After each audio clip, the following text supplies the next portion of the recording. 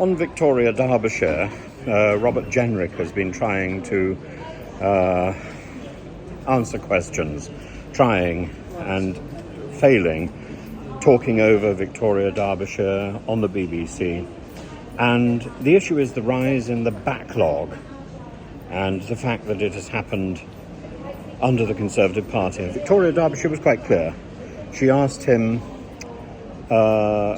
why this has happened under the Conservatives, and he was very reluctant to answer. He started saying, well, he wants to talk about his contribution rather than the party's contribution. And it all starts, I think, with Mrs May's hostile environment and how that was understood, and that has been a recipe for going slow.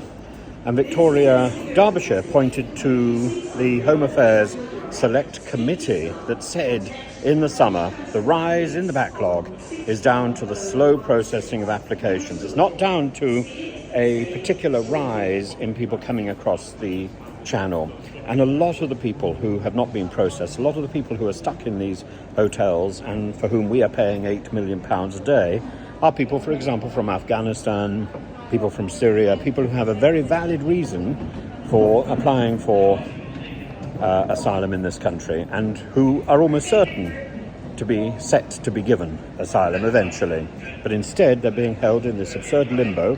They're not being given an opportunity to work. They're not being an opportunity to prove their loyalty and desire to contribute to our country. Instead, we are bankrolling them, and for what? For an ideology.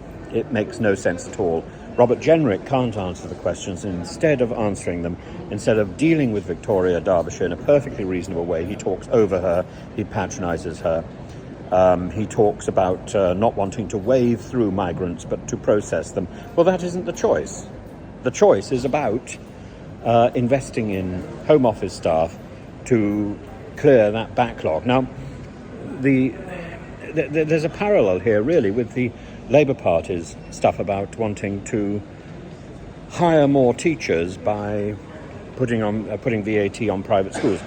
The putting VAT on private schools may be an ideological stance, but it's not going to hire more teachers.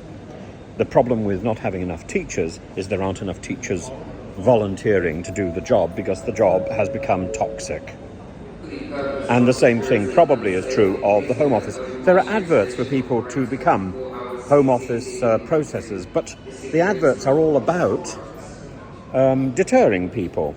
Do you want to help stop migrants come to this country, apply for a job in the Home Office? That's not the job. The job is to process applications, not to be part of an ideology. And we are wasting money. We are wasting money in hotels, but at the same time, because the hotels have done deals with the government, those deals are in place for at least for another 2 years. People in Calais, people in Eritrea, people on the other side of the world, in Turkey, are not going to be listening to Suella Braverman and Robert Jenrick's propaganda. That isn't a deterrent, nor is Rwanda, nor is Bibi Stockholm, even if it worked. There is no evidence that Rwanda would have a deterrent effect. And Victoria, Derbyshire put this to Robert Jenrick, and he said that there was evidence. The evidence was from Australia, but the numbers are different. The location is different. And if the Australian method worked so well, and if we've been copying it as we have for the last 13 years, why are we still failing? We're failing because it's not the same situation.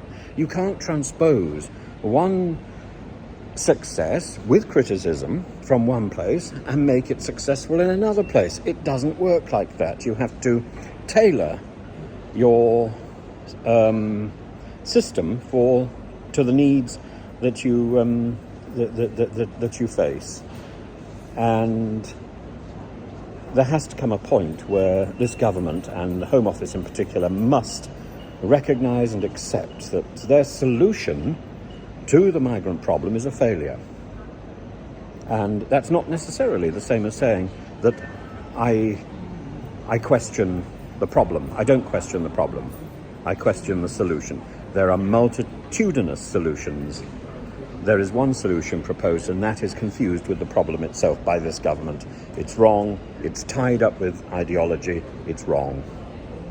And Robert Jenrick demonstrates a hostility to the media, hostility to basic questioning, and hostility to being held to account, which probably says everything, doesn't it?